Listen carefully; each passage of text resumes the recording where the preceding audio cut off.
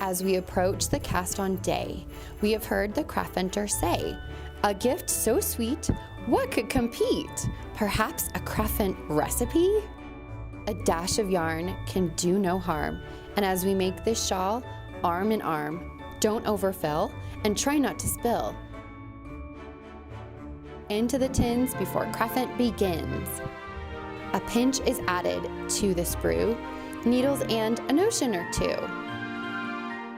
A namaste pouch to knit on the couch, and how could we skip the scissors that snip?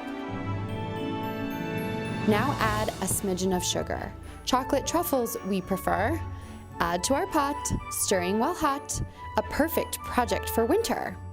Fuzzy light and quite the delight, we will surely knit throughout the night. Perfect for me and a warm cup of tea, we shall end the year full of glee.